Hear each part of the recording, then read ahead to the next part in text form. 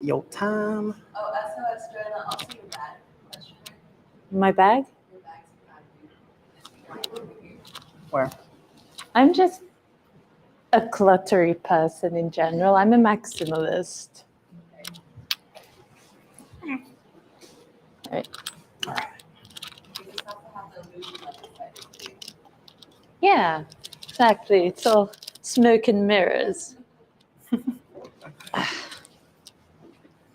Right. Oh, am I out of place? I'm No, sorry. you're perfect. Here, go where you're gonna sit, and then I'll just make sure that we're both in the right position. I can lean too. You're good. It's a cool workout.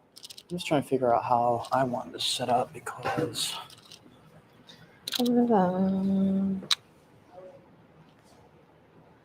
Oh, that's why it's backwards on my stream. That's why, because I was like, why am I moving it this way and it's going that way? Oh my god. It's just because it's reversed on this camera. All right, here we go. Oh. We are live. Yeah, cool. Oh, and amazing. We'll start. People roll in and out as the stream goes, and then most people watch this like obviously after live because like the chance of someone catching it the exact time we go live is low anyway. So no pressure. We're chilling. Okay, we great. Chilling. And I think people can hear us. So good there. We're just gonna roll as if we're rolling. Beth Fury fam, if you guys can hear me, please someone in the chat tell me if you can hear. I just want to make sure the audio is going through. If it is, we'll be good to go because you should be able to hear. It's connected. Let me make sure this mic is on. Cool. Yeah, Beth Fury fan, if you can hear me, let me know.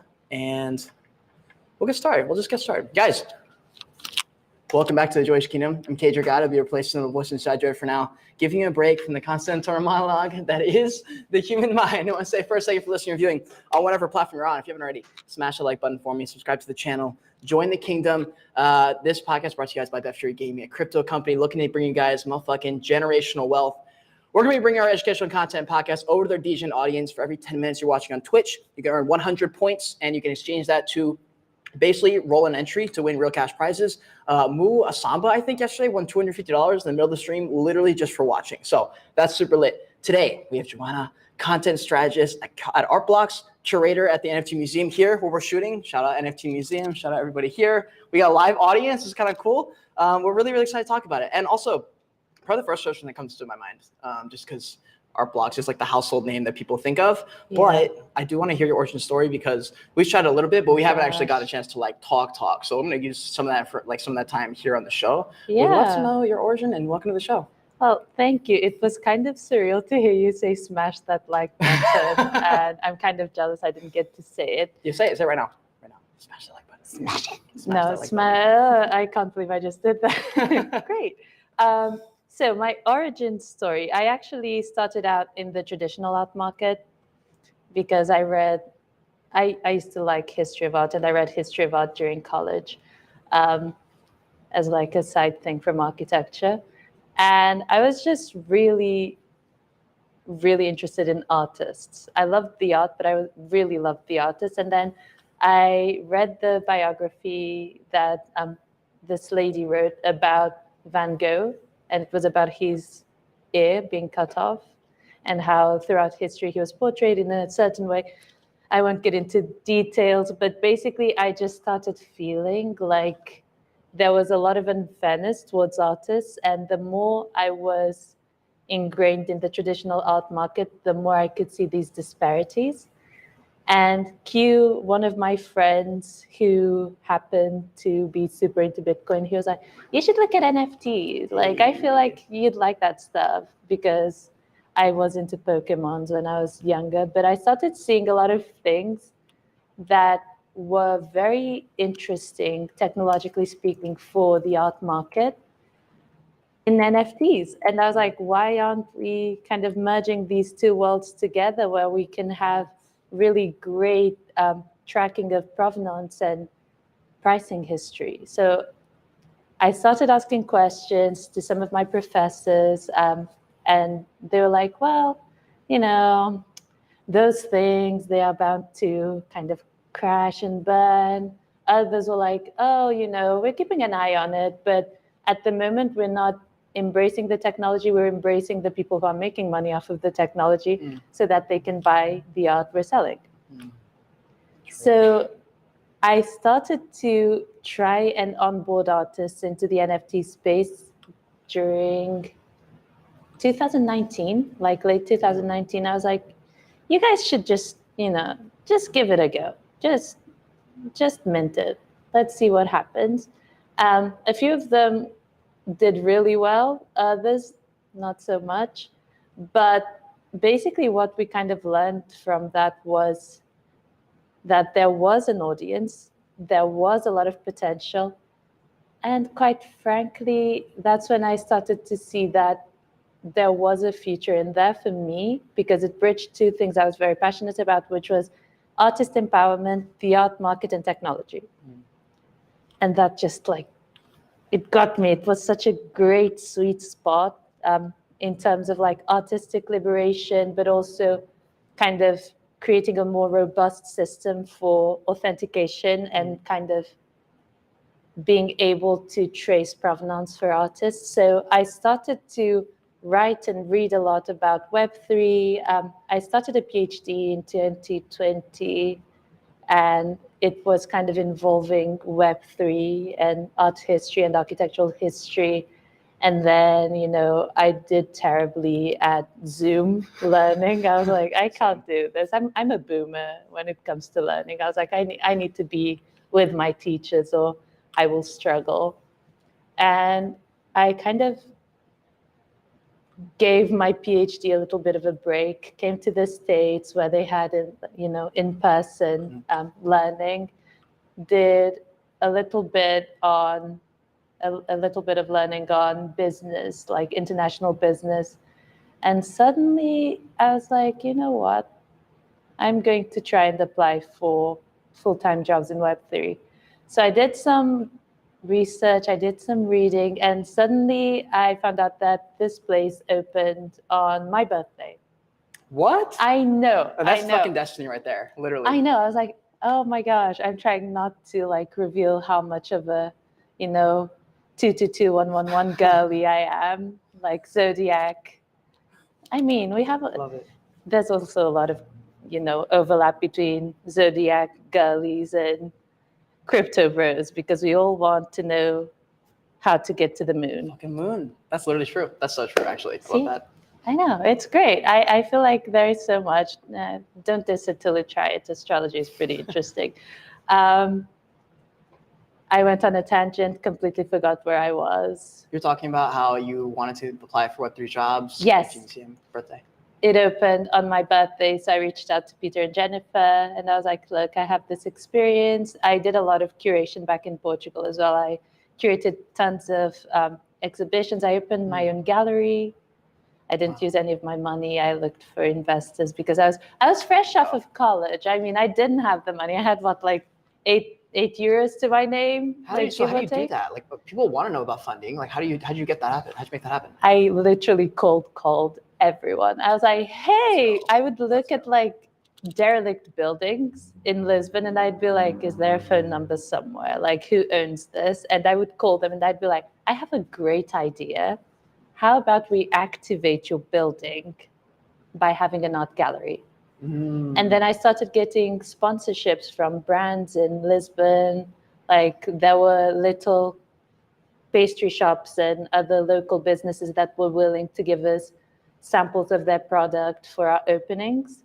So we actually managed to have a model where we gave the artist 80% of profit, and we took 20% for running costs, which is really unusual because normal galleries, they usually take a lot more from the artist. And I really wanted this space to kind of allow artists to be able to be artists rather than I'm an artist and someone asking, oh yeah, but what's your real job? Which is something I hate. And I think culturally we should try to be able to respect all areas of work as legitimate. 100%. And I don't know why arts can't be seen as a serious profession. It just, even not in my third, just that. I mean, it's literally the same. It's about how much you put into it. I remember when I first sold my NFT collections out, I was traveling in my car, and I was like, man, it'd be nice if I could make a little bit of money. I've been learning about this NFT things. My friend just sold an NFT collection out. My pictures are just so fucking good. Why can't I sell it out? And I did, and I was like, whoa, I remember getting that first, I got all the emails from OpenSea, like, here's items sold, and I was just like, oh, and I looked at my bank, I was like, oh my God, that's money.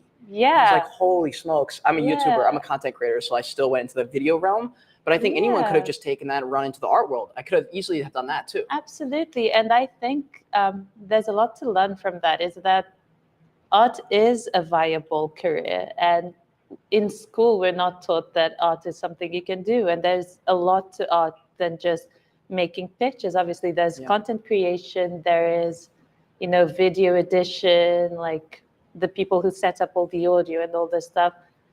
That's in the arts. Shout out to Casey. Also, I was going to say, do you guys mind turning on those TVs back there if you can? I was going to say it might be better. Just we have it. Thank you. All right, sorry, continue. No, you're good. But yeah, I think it's been really great for artists to kind of see that crypto is allowing other artists to like get recognition and get paid. Yeah. And basically that has been my driving force throughout my career, was to kind of like help artists move forward. Because before this, because I keep going on tangents, I was also an artist agent. So I used to help find artists, find collectors that could help them make money, basically. I was getting artists to galleries. I was getting artists to people I knew could afford their work. And I feel like artists are often expected to be able to be their own PR managing team, their own marketing team. They're like expected to do everything, whilst their art, which is what they excel at, should be their sole and primal focus. And I think in Web3, that's where the imbalance comes in, is that you get a lot of independence, but then you get a lot of independence, which is, a double-edged sword, I guess. Definitely. And did you talk about these things in public? How does that mindset, because I think a lot of artists and a lot of people just in general in Web3 probably share that exact same mindset. Did that help you get the position of ARTBLOCKS? Like, can you talk about how that transition happens and you get to one of the coolest companies in Web3 that everyone talks about? It is one of the coolest companies. I mean, I absolutely love shout out ARTBLOCKS. I absolutely love it. So I also have had a really heavy career when it comes to marketing, because I came out of university thinking, well, the arts are great, but I'm never going to make that much money. So I kind of got into content because it was something I was naturally good at. I was a very good communicator, which isn't translating right now because I've already started 5 times and went on tangents. But when it comes to paper and when it comes to visual communications, I was very good. And I loved writing and I loved communicating with other people. So I took on a lot of roles at startups as a content strategist, copywriter. Like, I was essentially constantly doing something that was creative, but had some technicality to it when it came to marketing. So I was always, throughout my entire career, I was creating content, not for myself, but for other companies, which I really enjoy doing. And all of a sudden, I stumble across this incredible company. I was introduced to it. I wasn't actually stumbling.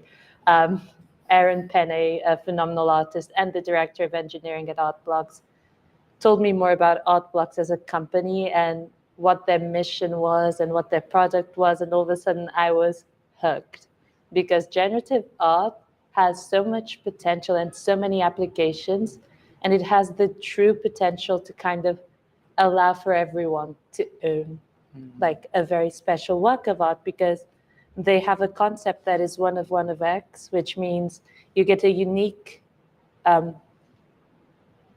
item of a collection, but it's still unique. You still have a one of one from a series. And imagine that applied to like interior design, like recently we had a launch with Tram, which is a French interior design company, and we had generative tapestries. So everyone, it was so cool and it was beautiful. It was by Alexis André, who created the friendship bracelets, which is wow. Okay. Yeah, he's amazing. And everyone got this unique tapestry that no one else has in the world. And imagine how great it would be for you to go to a store and be like, oh, I want my sofa by this designer, but I want it to be completely unique. Right. And generative technology allows for that to happen. So I see so much potential in ARTBLOCKS, and then the voice of ARTBLOCKS is so approachable, and there is such a huge focus on kindness as a company value that I was like, it's a no-brainer. I'm definitely going to jump head first at the first opportunity I see at ARTBLOCKS that suits my skill set. Yeah. And then suddenly I just see content strategist, and I was like, oh my gosh, I lost my mind. I was like, oh. I never applied for anything so fast in my entire life. I was like, oh my gosh, I need to be part of this because they're just such a force of change, but in the best way, because they're doing everything with so much heart that it's impossible for people to not be compelled, even if it's just for the story behind it. It's an incredible company. And our CEO is so nice. Wow. Eric Snowfro, everyone loves him. It's actually like so hard to go through events with him because people just stop him. Oh my gosh, like imagine he has lunch at 12 and he's leaving a place at like 11:30. People just stop him. Wow. I know. A Web3 person, a Web3 famous person. That's rare. That's very rare. Wait, so do you think do you think you got it because the application was so solid? Do you think it was because the connections you had, a combination of both? Like, do you think they knew it was you when they read your app? So I knew someone in the company, which was helpful because I had someone who I could ask for a really solid recommendation letter. But my experience, like my CV was extremely solid for this. I have tons of experience with both startups and agency. So I feel like it was just such a great, wonderful combination of factors because I was in the right place mentally and in my career to join an incredible company. And it was just, it was a mix of both, definitely, because I've done so much work in the traditional art world as well, which is somewhere that the ARTBLOCKS like community tends to be very interested in. So I feel like my inclination for that and my experience in Web3 plus my experience in communications and content, it was just a whole salad of things that basically made it possible for me to get this job. Yeah, because I know in Web3 there's I would not call it a false belief, but there are a lot of people who think just if you're nice and you are fun in Discord that you can get jobs, because there are jobs you can get from literally just knowing the right people and being nice and cool. But there are many, many, many jobs that are very normal, like very, very standard jobs. They just happen to be in Web3. And you can't just like pop into a content strategy role if you're not actually someone who's because you're going to lose to someone like you who can do both. They're nice and cool on Discord and they get the Web3 stuff, but then they're also kind of stacked. Why are you about to say you weren't? I mean, I feel like cool is quite the overstatement because I am an absolute dork in like every sense of the word. Yeah, I guess dork is the new cool in Web3. I think in general, like once you, like I was literally talking about this the other day to my friend, like once you turn a certain, like once you graduate like high school, college age, basically, everything flip-flops. Like everything you did to like fit in becomes opposite. Like if you're extra cool and you try and like put out a superficial look, you will only attract that kind of relationship. But if you put yourself out vulnerable and you're sharing stories and stuff, they're like looking for that. Like there was some quote that I read, this is more of like in a business sense, but they're like people are silently like praying to be led in a way. And it's the same with like any kind of leadership role or just like, you know, building relationships with people. Like they want you to open up because it's easier to open up to someone once they open up to you. Like if you told me a really heartfelt story, I'd be much more inclined to be like, oh, do I have one that can match her? Like, can we connect on this somehow? And if you'd never shared that, I would just like probably ask a service level question.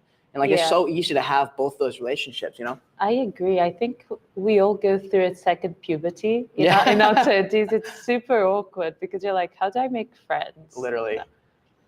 Gosh, it's so awkward. Like you can't just go over to someone and be like, cool toy.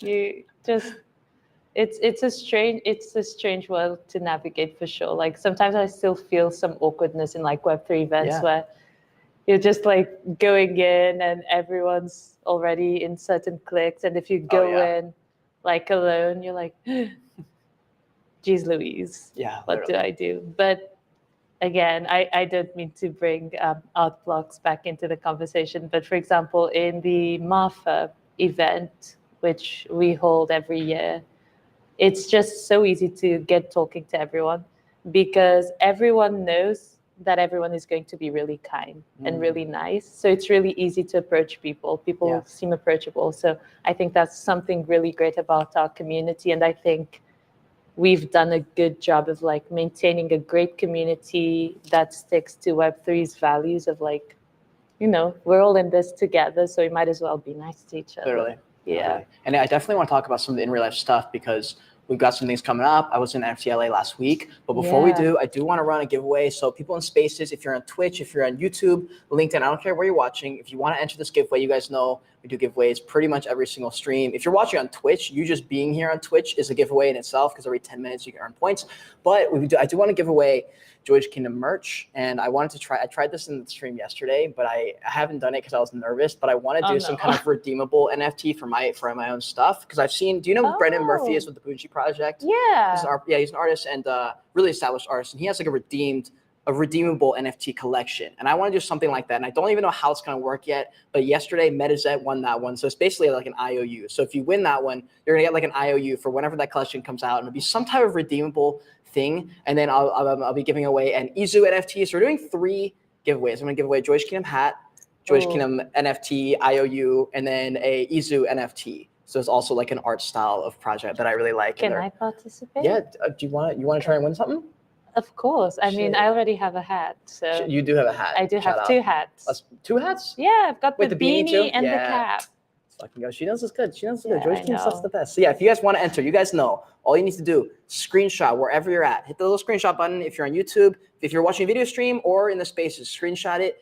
Obviously be following me and Joanna, and then just tag me on Twitter. Tag me on Twitter. I'm going to roll through the mentions at some point in the next 20, 30 minutes, whatever. We'll choose a winner. I just want to say thank you for watching this. We love you guys. That's like the best part about live streams. It's like engaging. It's like, I don't know. I love it. I mean, I can't see what they're saying, so you better be nice or I won't engage. Is this the first ever, from Genesis Roll, is this the first ever in-person podcast in the Joyage Kingdom? Not the first in real life podcast ever in the Joyage Kingdom, but it is the very first live stream in real life person. So you were the very first. And I was the guinea pig. Yeah, Nice. basically, we literally showed Excellent. up. No one had any clue what was going on. I didn't know what to expect. I was really, really nervous, to be honest, before. Oh, me too. And it was amazing. So I'm really happy we made it happen, though. Oh my gosh, me too. I was literally stuttering at the very beginning of this. So I'm happy we're both getting comfortable towards the end. Let's fucking go. Let's fucking go. So, okay, yeah, let's talk a little bit about the in real life events, because a lot of people I've talked to who they're not really content creators. So some of them are like, well, I like Web3. I like participating in stuff, but I don't know like what I would say if I went. Like what can I bring to the table / why would I go? You know, and like I just want to talk a little bit about the events. I don't know if ARTBLOCKS or if you. I know you were at FTLA, but talk about FTLA a little bit. What it was like. Maybe I wasn't there. Remember, I had Corona. That's right. I mean, I didn't have Corona. I was recovering from Corona. Okay. Are you going to be going to New York? Of course, I'm speaking. You speak at New York. Let's fucking go. Okay, so do you have any tips? I know we're both deep in the world of like doing stuff in Web3, but if you're like not, maybe, or just drop some alpha about the events. Like, what have you learned from going to the events in the past? I think one of the biggest things we get to learn in Web3 is detachment from the outcome. Because if you're interested in Web3 and if you want to be part of a community, just show up. Yeah. Just existing is good enough. Like showing up to these events is good enough, because seeing people who share an interest with you, like something might come out of it, but something might also not come out of it other than friendships and a great time. So I feel like being comfortable with just showing up with complete detachment from what you have to offer, because obviously you're a human, you have something to offer, even if you don't think you do, you do. But but yeah, I think it's really important to be able to just show up, just be that, living in the moment, which is so much easier said than done. But yeah, in NFT NYC, I'll be speaking at the conference, and then ARTBLOCKS is going to have a couple of events. Keep an eye on our website and our Twitter. If you don't follow us, please do. It's great. Follow It's me. phenomenal. Follow. And Instagram too. Yeah. Don't follow my Instagram. It's really You should follow the embarrassing. Instagram for Please sure. do not. It's Follow it. 100%. really embarrassing. Follow it. Also, No, with my stories are unhinged. well, I was gonna They're say bad. with the events, like you said a second ago, or actually it's probably 10 minutes ago now. But we were talking about the event as far as like the actual like conference versus like the smaller, not the smaller, but like the side events put on by the specific projects in Web3. Like we had like ARTBLOCKS is gonna have their own thing. Like every company who's going out there basically is gonna have their own little side hustle going on. Like it's a very different mentality when you go to those because it's so easy to connect. Like if you go to an ARTBLOCKS convention, only a certain type of person is going to ARTBLOCKS. Versus if you go to like a PFP projects party, like a DGOS party, you kind of know what to expect. And then there's like the actual conference where you literally don't know. And that was my first time ever in NFTLA last week going to the actual conference. Oh my god! I had no idea what to expect. I saw all the people. I saw Wendy. I saw Blonde Buddy, I think her name is. Just a few different people there, and I just didn't know what to expect. I ran into a couple of people who watched the show, and now I'm like, shit. Maybe I should have been going to these conferences the whole time. I just felt more comfortable going to like the side parties. But I mean, that's the thing. We underestimate the power of everyone being under one roof, interested in the same thing. Because in NFT Seattle, they did a really good job at like. Did you go? Okay, yeah. So they did a great job at like having everyone in a space where they could kind of chat and watch people they were inspired by. So yeah, I feel like being in those conferences, you end up sitting next to someone and then you accidentally have an interaction. And lots of friendships kind of come out of these small moments. So I feel like just enjoying everything that you are putting yourself through, even if it's outside of your comfort zone, it will be really good. 100%. Like in general, you feel really proud afterwards. You're like, oh, I went and spoke to that person, right? It's great. And yeah, I feel like these satellite events are great kind of as a supplement to those connections. Because, for example, if you meet someone from a certain community, they might be like, oh, come to this party. We're having blah, blah, blah. Good point. Great point. Like I when I went to NFT Paris, I got invited to a bunch of satellite events. Did I go? No. I was absolutely jet lagged and I fell asleep and I had videos to edit. I know. I was there for work. So True. That's how it goes. That's how it goes sometimes. I mean, I remember when I was in NFTL, there's a couple of parties that we didn't end up going to. And or no, there's probably a couple parties we did end up going to that I almost wish I had it because I wish I had chosen better because I've been like, oh man, this one might sound cool, but I don't want to miss this one. And with these NFT events, because they're sort of not that often and we don't know which one's going to be the last, like last time we were at NFT NYC, one of my other YouTuber friends was like, I came because I don't know if we're going to have it next year. So I don't know what it'll look like, like we literally don't know because like they might decide to do a different thing. It might be a completely different style. Like I know when I was in FTLA, the last day didn't have the convention and I was going to go on the last day just to like, and I was like, wow, I'm glad I checked, which would have stunk. But there's tons of different events there. And what else do you guys have? You guys have the one in Miami. Is there something in Miami that you're guys doing at Art Basel? We were in Art Basel. We had a little gallery for the NFT Gateway from NFT Now. We had a little gallery there, which was amazing. We had Danvers displays, which are these humongous square displays that are super high quality. And it was beautiful. It was incredibly compelling as like a gallery. People would walk past and they would stop and look because it was so beautiful. Same thing happened in NFT Paris. There is something about our artwork and the way our team keeps choosing to display the work that seems to attract people. But yeah, we had the event in Miami. We had NFT Paris. We will have not like our events, but we will be participating in some events in NFT NYC. Me speaking is like just an independent thing. And then we have Martha coming in September. What is that? Oh, Martha is incredible. So it's basically our open house weekend where we open the doors to our Martha house. And Martha is this tiny, tiny town in Texas. Okay. And it's 3 hours away drive from El Paso. Okay. So it's like really like knee deep in Texas. You gotta want to go there. Yes. Got it. If you're going there, it's not by accident. Yeah. Okay, that's and really cool. It has a huge arts community that is phenomenal. I mean, huge. It's tiny, but it's most of the town. But yeah, it's an incredible place where we all gather to kind of celebrate generative art and art blocks. And last year we had a party on the second day, I think, where we had like this little disco type of thing at the end of the day after like hanging out and seeing friendship bracelets, watching panels. And at the end of this party, the closing act was actually Jamie XX. Shit. I know. I actually met him earlier on because I just wanted to talk to him and his team about like recording content and a couple of things. And I kid you not, when I forgot my name, when I introduced myself, I was like, content strategist. Content strategist. My boss, she was just looking at me like, okay. NFTs. That's fucking awesome. Web3. I love that. Yeah, no, it was terribly embarrassing, but oh my God. I know. I've literally done that. I remember when I met, I forget how old I was, but it was like I was like a fitness influencer type, or trying to be like a fitness influencer type person when I was like in college. And the first time I was in California, I met Bradley Martin at Zoo Culture. It was just this big YouTuber guy I was always watching, and I saw him in person. I literally was like, I watched your videos. Like I literally completely forgot everything. So I know, it's strange because it rarely happens. I've met other people whom I really admire and like are kind of famous, but Jamie XX, I was like, oh my gosh. And then more recently, I met Swan Sit, and she is this phenomenal marketing superpower woman.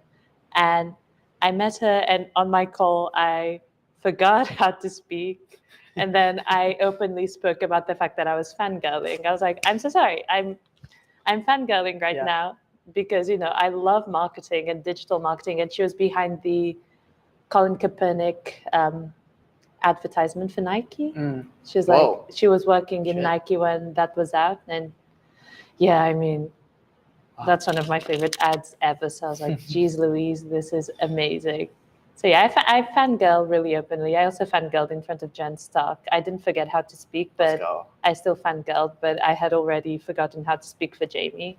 So I guess I was like desensitized a little bit because it was in the span of like 48 hours, I met two people I really admire. I was like, oh my gosh. The opportunities of fucking Web3. When I was in LA, we went to a yoga event, which was just by random, like I've been into meditation and stuff like that for a long time, but it sort of clicked for me somewhat recently. And I was doing a lot of it, and I talked to Andres when we were there. I was like, I know we're gonna be in LA doing like whatever LA stuff even means. I was like, but is there any like a yoga thing we can do that's like Web3 maybe? And he's like, actually, there's an event being put on by Alo Yoga. And I think they're meeting with some of their company. I was like, sure, let's go. So we show up and we do like yoga. We get there, like do the yoga thing, great. And then we're talking to people, and then he's like, yeah, so there's like a fireside chat with Razorfish. And I was like, Razorfish? I was like, I feel like I've heard of Razorfish before. And I was like, whatever. So then we like sat down, and then I like realized Razorfish is like one of the biggest marketing firms in the world. And I was like, holy shit, wait, who's this lady? And she goes, hi guys, like I'm the president of Razorfish. And she shakes the hands with like CEO of Alo Yoga. And I'm literally sitting there with Andres. We're both like this. I was like, what are we doing here? Like, I was like, that's the president of Razorfish. She's 10 feet away, like literally as close as Casey. And I was like, oh my God, we're in this room. They're talking about, and they're like super high level in the Web 2 world. And they're like, yeah, like we see all these things with Web 3. They make so much sense. It seems so natural. It's so strange. These companies don't want to do this. And to hear that was very, gratifying because we were like, let's fucking go. Yeah. But also I was like, wow, I can't believe I'm here. Like the people we've met, you're talking about some of the people you've met. That's literally like not a thing in the real world. You gotta. Yeah, I think accessibility is one of the greatest things about Web3. You are very close to everyone. Yeah.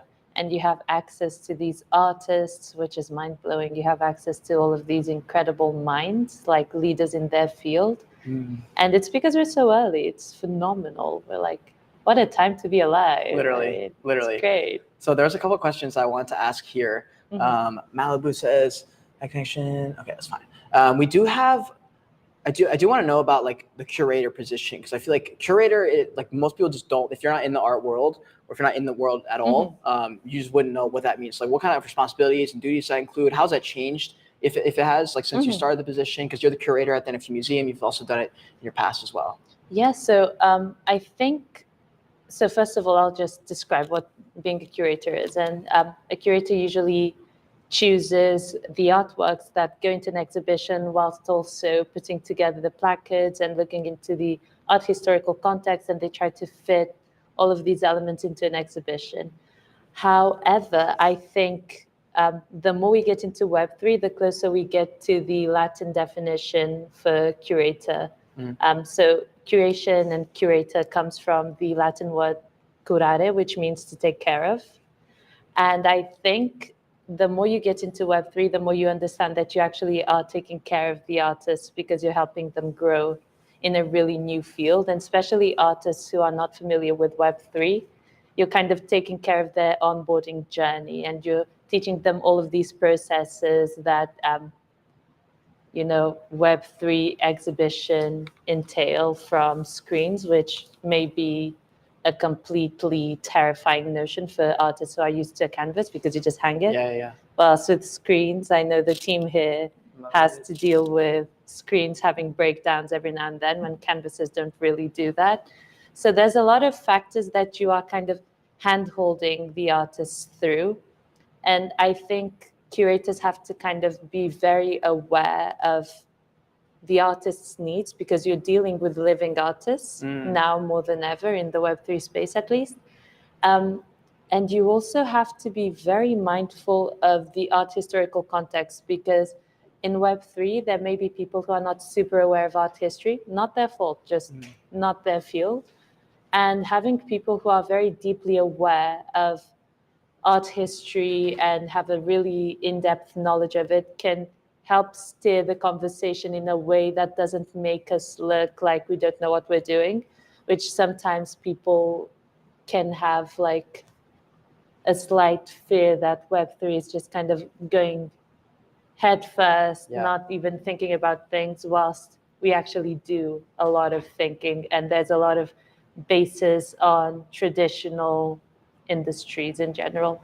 So I feel like, having a foot in the past and eyes in the future is kind of something that curators always have to have, but now more than ever, we need to kind of protect and help artists out. Yeah. And again, my whole shindig with helping artists, it's savior hero complex. I don't know what it is, but I just think they deserve their time to shine.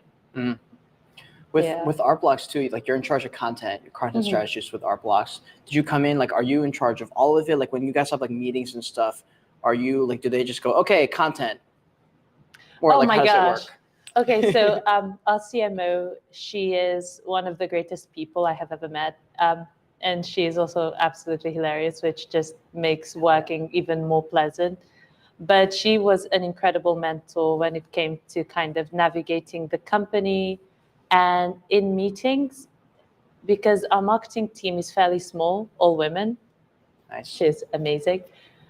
So we kind of have this very strong sense of like community within ourselves, because we're all women, we all help each other. And obviously I'm in charge of most of the content. So I do copywriting for our website. I do the copy for our social media captions. I put together pitches for TikTok ideas, which is so fun. Because TikTok is so unhinged, and you have to find a balance. Or like when the marketing intern walks in, like posts a video to get 16 views, and then walks out 8 hours later. It's the funniest shit. I mean, and then that video blows up, of course. I know, and it's trying to explain that, like, this clip of a boat, oh my God, floating with really bad green screening. You're like, trust me, this will get us views. And then you show examples, and it's like that bad Titanic music on the back, and like, doo, doo, doo.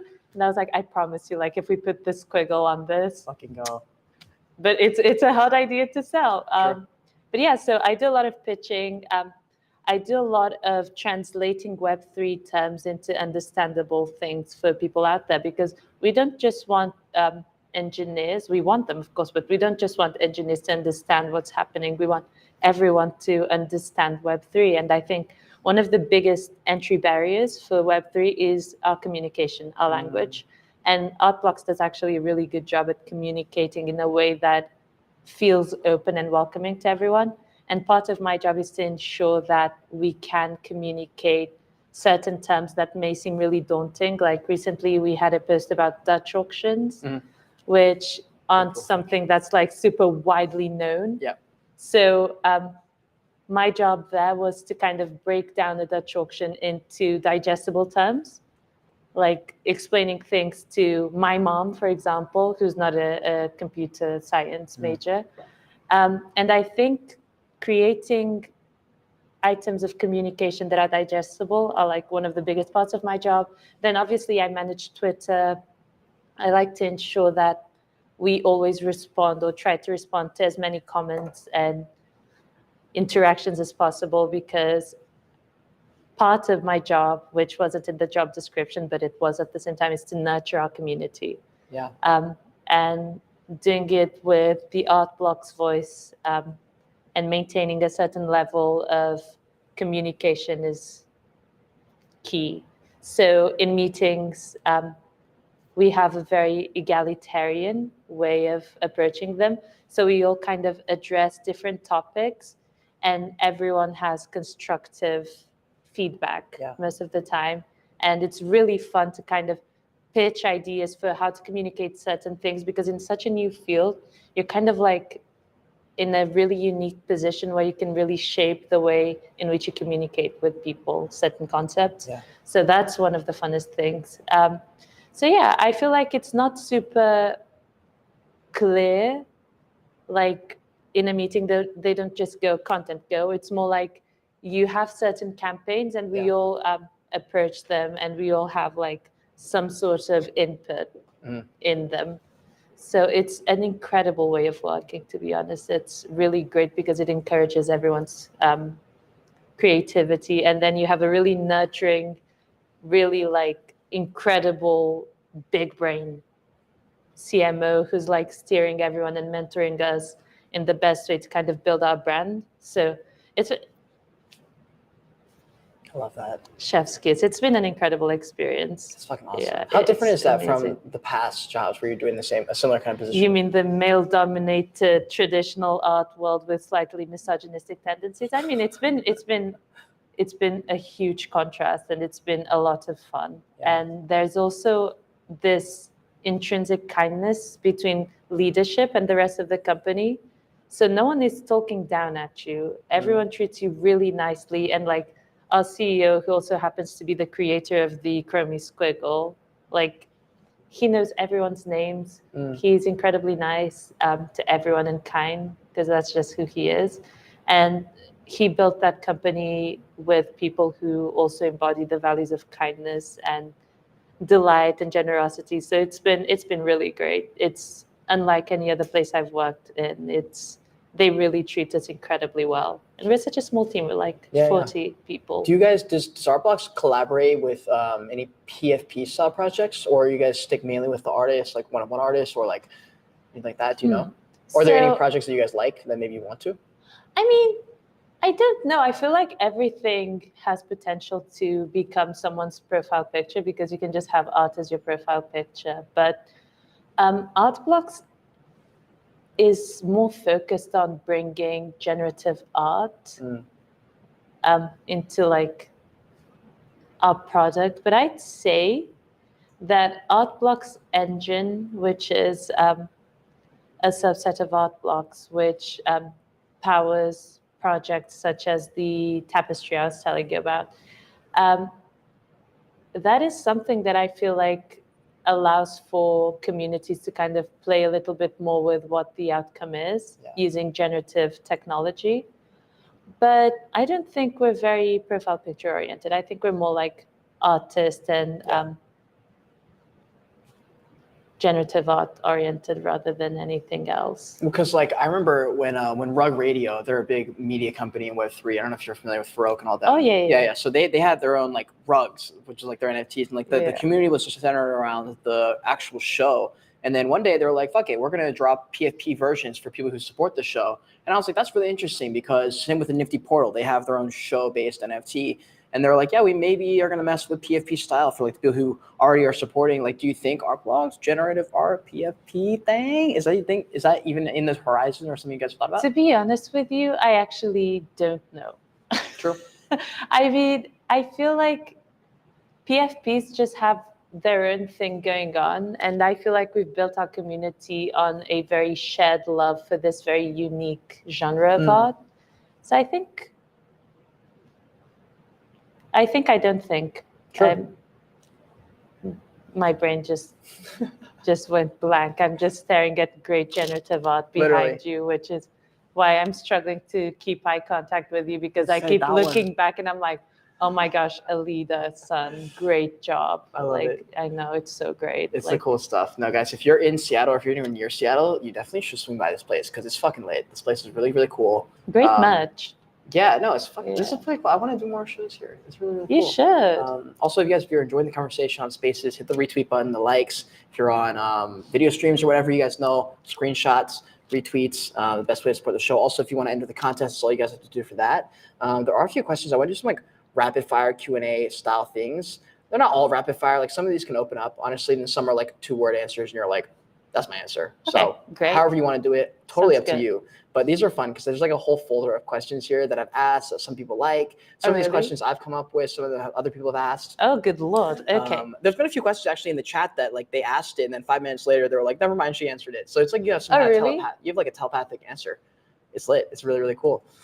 Okay, so first, Astrology. this contest, because I'm a content creator, I'm trying to know these things. You're a content creator, so Yeah. you probably got some info on it. What content do we need more of in Web3? Oh my gosh, educational. Good Lord. We need more stuff breaking down terms that may seem really natural to us, that are like completely foreign to Yeah. someone who comes in without knowing anything. Because imagine for people who are like in their 60s, already Facebook was a difficult thing to adopt, let alone True. like when we start mentioning Dutch auction, on-chain, Ethereum, Ethereum. like you literally lose them at like the first syllable. Like as soon as you start ETH, they're like Yeah, the door, literally. jail immediately. Yeah. So like education, like somehow we can. I was talking to Anne about this earlier. Like somehow Trojan horsing and like force them to have the information. No, not do you even that. think? Just simplifying things, because I feel like because sometimes we're not super sure of what's going on, and I say this as humans in general, it makes it harder for us to communicate. Because you're only able to simplify certain terms when you really know your stuff. That's why, for example, when you listen to Eric Calderon, the CEO of ARTBLOCKS, talking about generative art, you understand what he's talking about because he knows so much about the subject that he's able to break it down into simple terms. And I think we need to, as a community, try to break things down into layman's terms, something that everyone can understand. Even using analogies can be very helpful to kind of onboard more people, because it's really scary. I remember when I first read about Bitcoin, I was like, okay, white Scam. paper, buy. Yeah. No, it's not even scam. I was like, I'm not reading this. This is really long and it uses a lot of computer jargon that I have no idea what it means. What got you interested? Because when I mentioned Trojan horse, I was mainly talking about for if you're making content and someone's not at all interested in NFTs or crypto, they don't even want to be, but then they accidentally do because you linked something that they already heard about, like some current event, and then you brought that back somehow to blockchain. That way, because if you start the video with, even if it's broken down as simple as him as an expert breaking down something, if they're not already wanting to hear about it, even if it's simple, a lot of times they'll just swipe past it, you know? Yeah, I think it's also a matter of focusing less on blockchain as like the main topic, but kind of portraying it more as the technology that allows for certain things.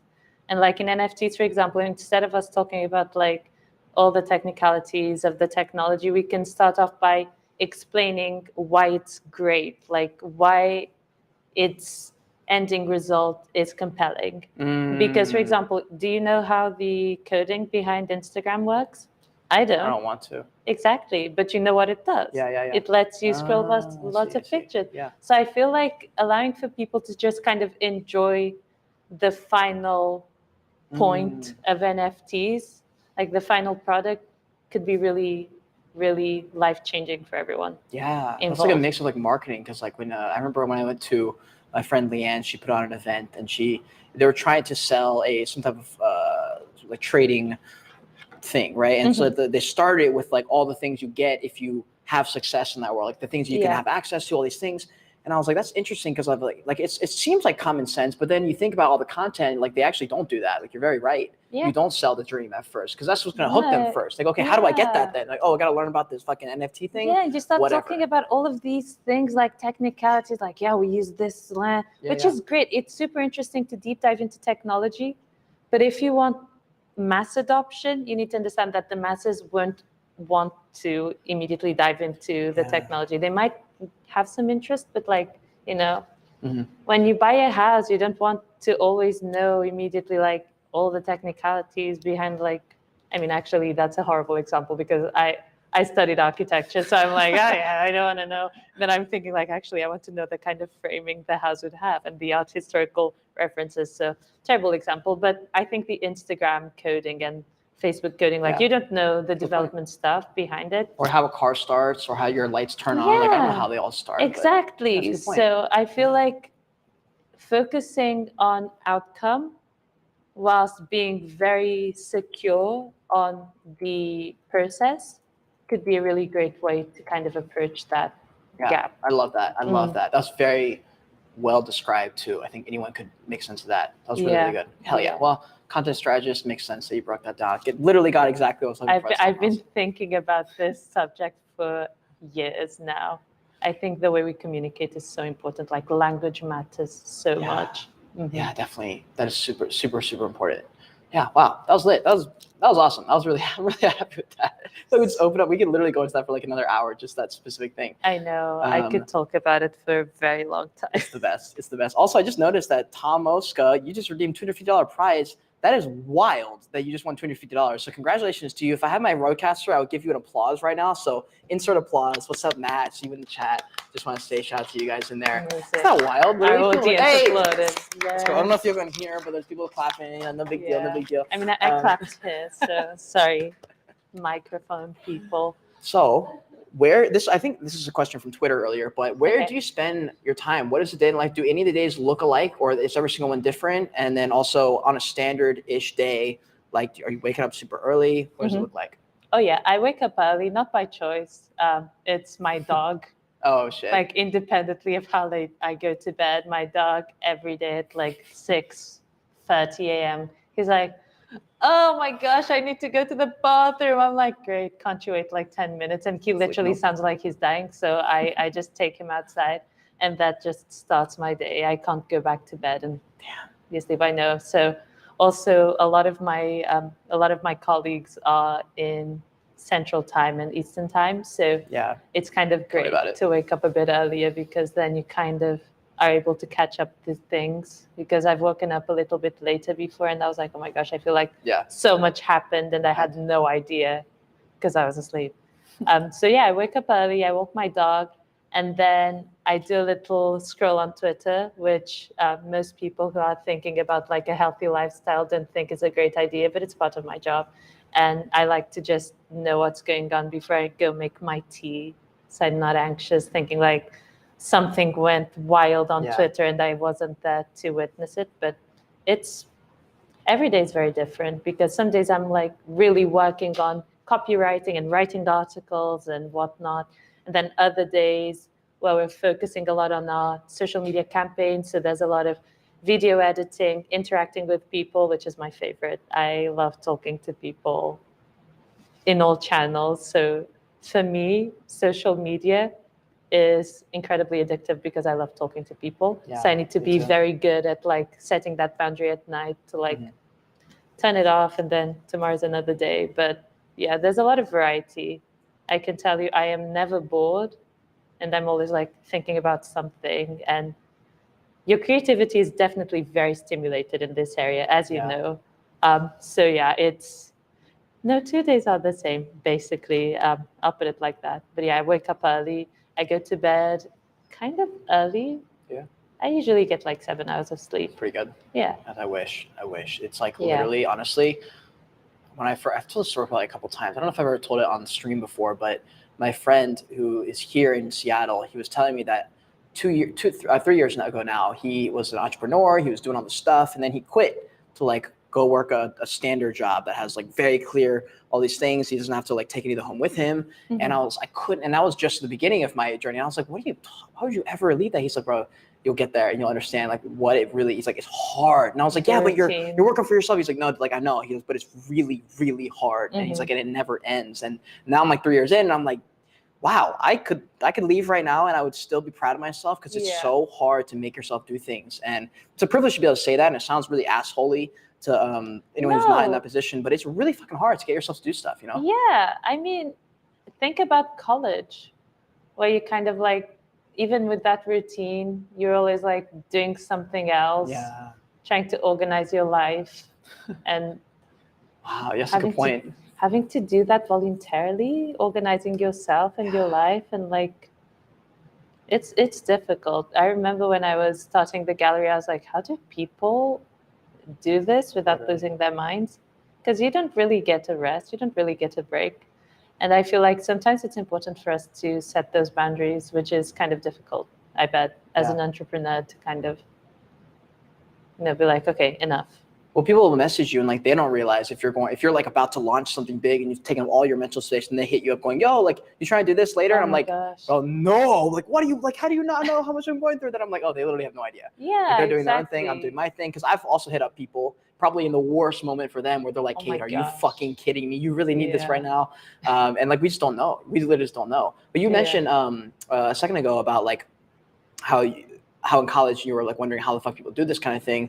Before like work life started, have you been entrepreneurial in the past? A lot of people in Web3, a lot of them I've talked to were like the standard lemonade stands, garage sales, making money, doing all those things. I wasn't like that nearly as much. I was always trying to make money so I could buy a soccer ball, so I could play more soccer and make more videos about soccer. So I just know for a fact since I was 10, I am a content creator, because that's the only thing that's always followed me through my whole life. What were you like? I mean, I was very entrepreneurial when I was younger. I was always like making jewelry for my family, and I was entrepreneurial because I wanted to sell my stuff, but I was terrible at pricing. I'd be like, this is €1. So I put like an hour's work in there. But I had that. I kind of flirted a little bit with content creation. I can talk about this now, but I removed those videos. But when I was younger, I kind of attempted like a YouTube channel. And then I was like, you know what? No, this is embarrassing. I watched it twice and I was like, okay, I'm going to delete this. I'm thinking about it again now. Do it. I know. You could just document your experience, talk about ARTBLOCKS, talk about being a creator. I might. I've been thinking about it, and I love that idea. But I was very entrepreneurial. I would sell paintings and drawings in college. Sometimes I would make, remake furniture from IKEA. I'd like upholster it and sell it to kind of pay for London accommodation as a student, which is obnoxiously expensive. Really? Oh my gosh, yeah. No, I had to do a lot of working back in that.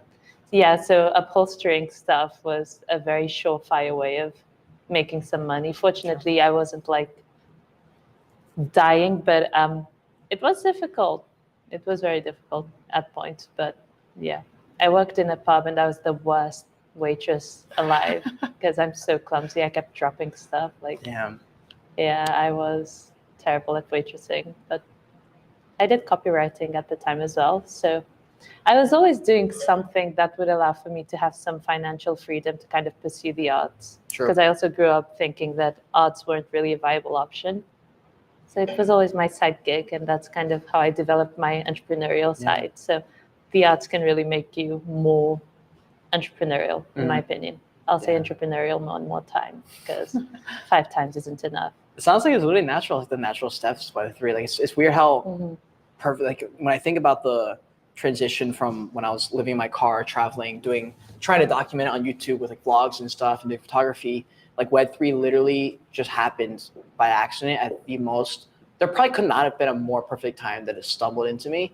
And there's a lot of people where it literally just happened like that. And it's so crazy that it happened that way. Like it literally fell in. there was a bunch of people doing this stuff. I thought my experience, my history, my skills that I picked up, my interests just like naturally fit. And the cool thing is like you can create a job. Like when I first got my first paycheck, basically my first wire from Ugaverse NFT, which is this PFP project that I was doing analyst stuff and doing some content for. I like got my first thing. It was like $2,500 or something. My dad like walks in my room and he was like, "You got paid for what?" He was like, "You just made up that job?" And I was like, "Yeah."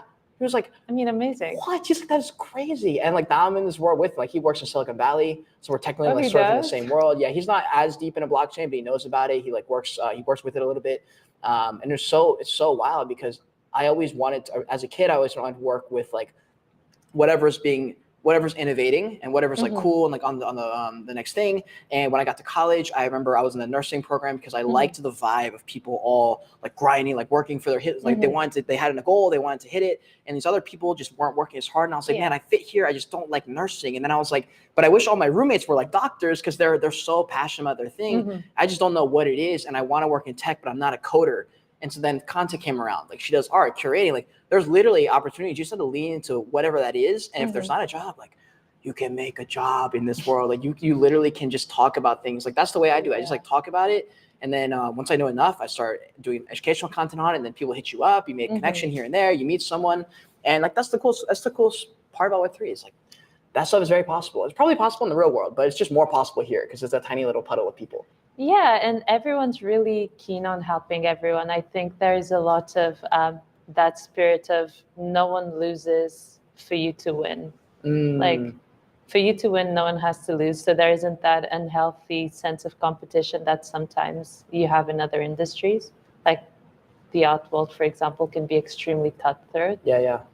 So I feel like in Web3, there is a much healthier approach to all of the elements that would involve launching an art project, for example. It keeps expanding. Like there's like you can always drop in another collection. Like I remember when I was in LA, there was a guy who went up on stage and he was like, "Yeah, basically when the bear market came, everyone stopped releasing NFTs." He goes, "I just released more. I just changed my strategy a little bit. I just kept posting them. People, and it's just like you can do whatever you want. Well, you can expand. Like the cool thing about living in Washington, and then the similarities. Like for me, I don't know if it's like a spiritual thing or if it's like a mental thing, but like when I came to Washington, I thought it was interesting that I felt like there was no end. Like if I just kept walking, there would just be more. Like I feel like when I go on a walk, it just keeps opening. Like there's like another road I could go on. That's because it's an extremely unwalkable place, and you can just lit. go for. I love it. And with Web3, it's the same thing. Like any world you want to dive into, there's another person talking about this. Then you go here and like you think that there's oh my gosh, deep dives. More. Oh yeah, no, it's so much. Oh my gosh, yeah. It's like YouTube when you go on a deep dive. Just like that, but for Web3. I feel like we need more YouTube content for Web3. Come on, YouTube. Right? Come on. I feel like people need to make, I'll make a channel. I feel like more people need to make channels and kind of talk about Web3 because there will be someone that other people relate to. You know, there'll be someone that is understandable and approachable and digestible. I mean, I feel like your content is very digestible. You're doing a great job. Thank you. Yeah, of course. Well, on that note, I would love to call these fucking winners real quick. I think you're going to be a winner. I would love to give you actually the IOU for the NFT, redeemable NFT, since you've supported me. So thank you. Shout out to you. Gosh. I want to. I love free stuff so much. It's the best. And Joe, Yo Crypto, I'm going to DM you right now. Congratulations. If I had the applause thing, I would hit it. You win the. Let's go. Thank you. Oh yeah. You win the Izu NFT. You won. And then let's see. Malou, you're gonna win. What was the other thing? The Joyage hat. The Joyage fucking hat. You are the winner. Congratulations to you as well. Let's fucking go. Thank you so much for being in this space. Just want to let's finish off with a couple easy ones, like non-Web3 at all. Okay. Favorite TV show. What? Favorite TV show. Oh my gosh, there are too many. Pick one. One that you like. Doesn't have to be your favorite. Just one that you like. Okay. Shrinking with Jason Segel. Fire. Phenomenal show. Favorite restaurant in Seattle. Oh, Cheetos. Cheetos? Yeah. What kind of food is that? Sushi. Sushi? Yeah, Fire. I'm half Japanese, so had to. So am I. I think we actually talked about that. Or maybe we didn't. No. Half Japanese. You're half Nagoya. Japanese? My mom's from Nagoya. Bye. There's no way. You have a full Japanese person here with the two of us. Yeah. Oh, shit, I can speak a little bit. Okay, don't make me do this on Okay, stream, yeah, 'cause I'm let's not podcast. embarrass.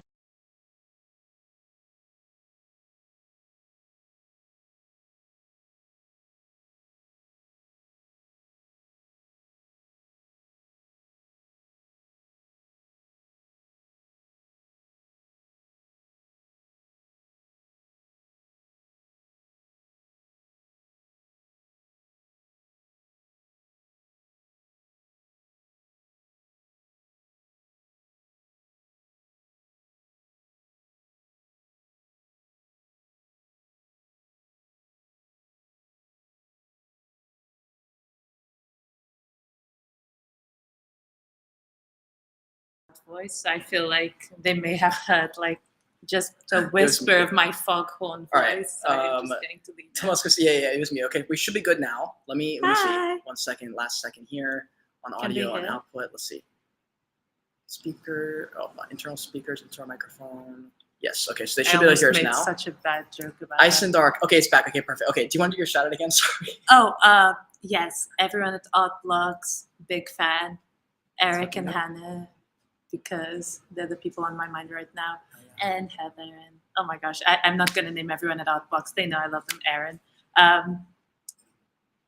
My mom, who will probably never see this She will. ever. I'm a DM to her. No, please do not. She's had her Twitter since 2009. Then I got her on Twitter. And I want Oh to shout my out gosh. NFT Museum. Shout out everyone here. Yes, oh my Seth, thank you so gosh. much for being here, guys. Thanks for helping me set up everything. This was fun. We're gonna try and do more streams in the NFT Museum, and we're gonna figure out like what to do here because this Smash is that fun. like button. Smash that Does it like apply on this platform? on this one? So Yeah. this goes to, I think this one just shows us YouTube and then Twitch. So it's towards the end now. Okay. But then there's also people on like LinkedIn. There's Twitter Sorry. video. There's like a whole bunch of different places. Yeah. So I just want to say, guys, thank you so much for being here. Shout out that Fury fam. Shout out to the Joyage Kingdom fam. Thank you so much for watching this show. Some of y'all want stuff, and I just want to say thank you for the stream. So guys, until next time, continue on your Joyage, continue to learn, and be grateful you're live watching this space or watching this YouTube stream. Bye.